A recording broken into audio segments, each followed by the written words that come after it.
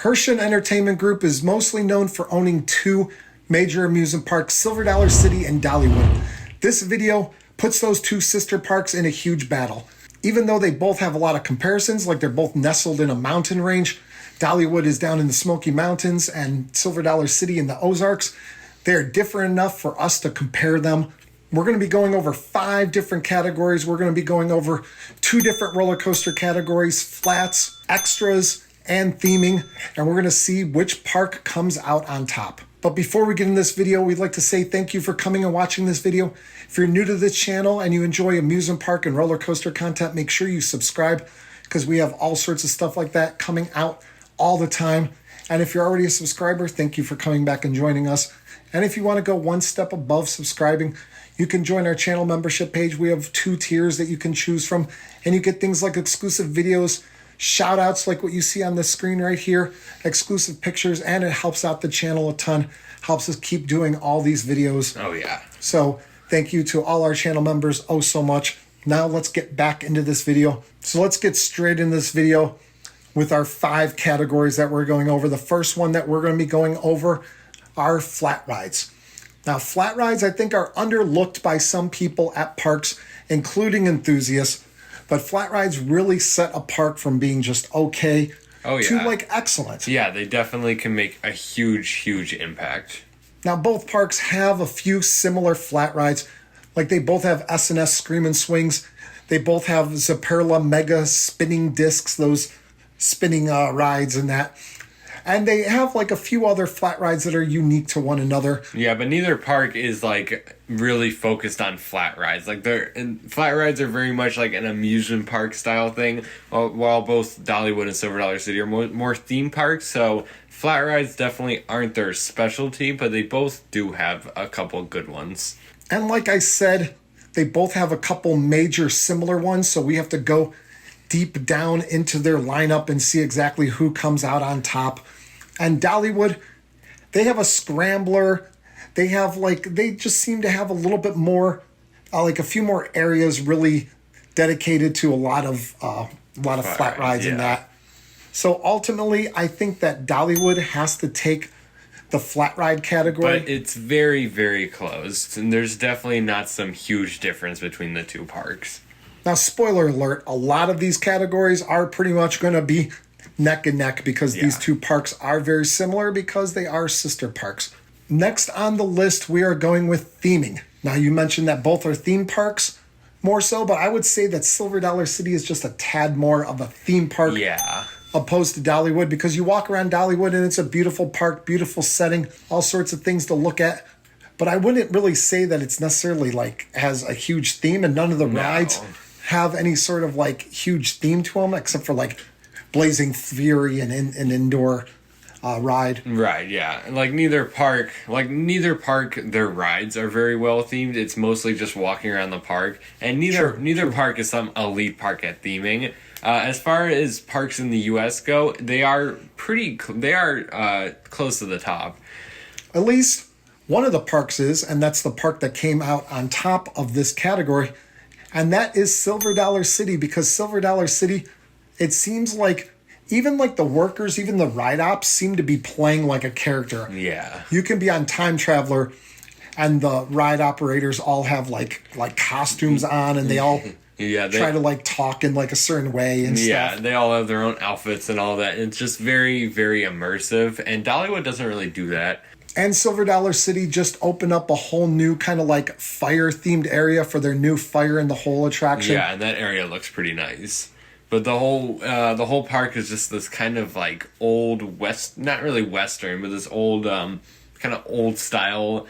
And there's a lot of you get taken back into like the 1800s. Yeah. There's a lot of like blacksmiths and stuff like that, and you can just watch people like forging steel and all that stuff, and it is very cool. And all the while, Dollywood just kind of comes up a little bit short in that category. So that's why Silver Dollar City comes out on top.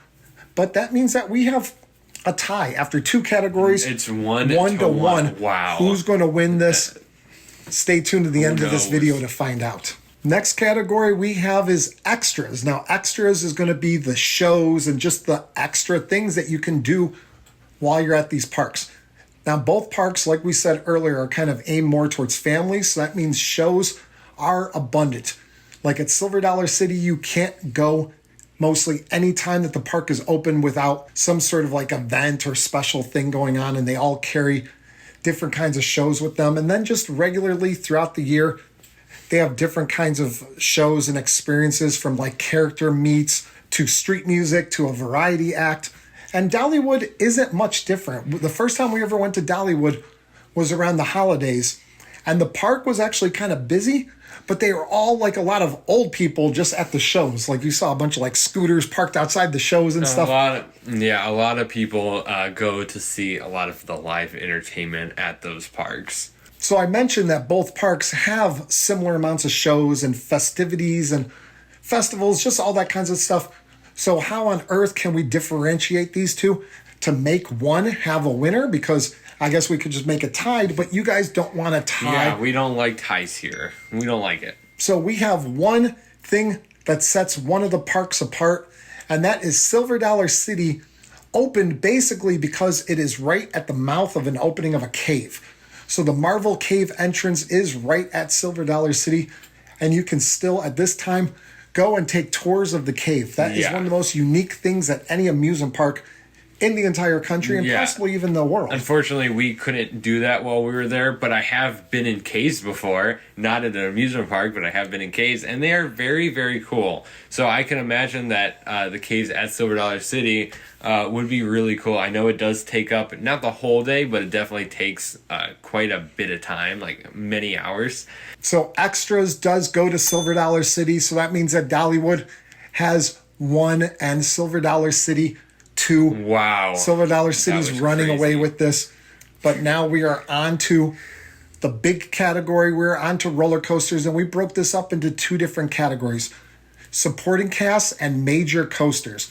Because both parks are kind of similar in the way that they have like a couple major coasters for like coaster enthusiasts and thrill seekers, and then a lot of like smaller, more like family unique rides. Family coasters, yes. So we're going to start off on that supporting cast. You have Dollywood, they have Fire Chaser Express, they have Wild Eagle. But you have Big Bear Mountain, you have Blazing Fury, and you have a lot of really good supporting coasters. While you move over to Silver Dollar City and you have, Wildfire, you have Powder Keg. Yeah, Wildfire, Powder Keg, the all-new Fire in the Hole for this year. Which was a lot of fun. We rode the new one. Never got to ride the old one, but we assume it's maybe similar to Blazing Fury at Dollywood. It was similar, yeah. Thunderation, you have Thunderation, just a classic mine train. So both parks definitely have some good supporting coasters. But ultimately, I would say that Dollywood does pull out ahead on this, especially because of Big Bear Mountain, their brand new $30 million roller coaster investment that they just put in last year. And Silver Dollar City, not that Wildfire and Powder Keg and all those aren't good supporting coasters, because they are. We enjoyed them all. Yeah, they're all good, but Dollywood's definitely is a little bit better. Okay, so that evens this up 2-2. Wow. We have you on the edge of your seat right here. I am on the edge of my seat right now. I'm about to fall off. All right, guys. So this is the final category. We are going after the big major coasters in both parks, and we consider the major coasters at both parks. At Silver Dollar City, you have Time Traveler and Outlaw Run. And then at Dollywood, you have Thunderhead and Lightning Rod. Yeah, both coasters, people really go back and forth on which one is the best at the park. They're before, everyone said that Lightning Rod was the best coaster at Dollywood easily, but now it's kind of shifting towards Thunderhead, and then people, of course, go back and forth between Outlaw Run and Time Traveler. We were early on the Thunderhead bandwagon because we didn't say it was the best ride in the park. No. But we rode Thunderhead, I think, in like 2020 or something in the rain. And we were like, oh my God, we were like, that is like one of the best rides that we ever had, and it was so much fun. Yeah. And now everyone is copying off of us and jumping on the Thunderhead bandwagon. But it's good to see. Come on, jump on board. We don't kick anyone off our bandwagons. But this was a tough decision to make because both 1-2 punches at both parks are really good. I think ultimately we went with Dollywood on this. Yeah, and a big part is that Lightning Rod is the best coaster out of both parks. Like, Lightning Rod is my favorite coaster that I've ever ridden, so Dollywood is definitely going to get some points for that. Lightning Rod is not my favorite coaster. I think it's really good though, but I do like it more than Thunderhead and Time Traveler and Outlaw Run. I do like it more than all those other rides. So that holds some weight right there. And then Thunderhead is such a great ride. Time Traveler, if you watched our Silver Dollar City vlog, we both really enjoyed it. I was a little bit disappointed. I thought it gave a little bit too much hang time for my liking. But even though I really liked it, front row, definitely, I enjoyed it in the front row a little bit more than any other row. And then Outlaw Run is good. It has a little bit of a pothole down at the bottom of the first drop. If you ride on a wheel seat, it can be a little rough, but you have to say the same for Lightning Rod, because Lightning Rod absolutely is can be a little bit rough. So I think, but then I also think that Thunderhead is probably the worst coaster out of those four. So I think Lightning Rod has the number, or I think Dollywood has the number 1 coaster and the number 4 coaster. Okay, that's fair. So it's kind of hard when you get to that, but I think just because Lightning Rod is the best, it gets a slight edge. Slight edge to Dollywood, so that puts Dollywood at 3-2 Dollywood over wins. Silver Dollar City. Now, does that mean that we like Dollywood more than Silver Dollar City? Yes. No. Well, I do not like Dollywood more than Silver Dollar City. I love Dollywood. I do. Well, good for you. Okay. I'm not talking to you right now, though. Okay. Well, then talk to them. I am. So I do love Dollywood, but I think I slightly prefer Silver Dollar City, but they are very close. So, but you like Dollywood more. I like Dollywood more a lot because the layout. I think the layout for Dollywood is a little bit better. I think it's a little bit less confusing than Silver Dollar City, which is which is probably the primary reason why I like Silver Dollar City more than Dollywood, is because I think the layout is a lot better at Silver Dollar City. So we have two different opinions about these parks, but both are absolutely incredible and some of the best parks that we've ever been to. Highly recommend both parks. If you have a chance to go to either one or both, definitely recommend it. And why don't you guys leave a comment down below and let us know, like, if you've ever been to a park that has a very confusing layout that you kind of get lost in and you have to like really search.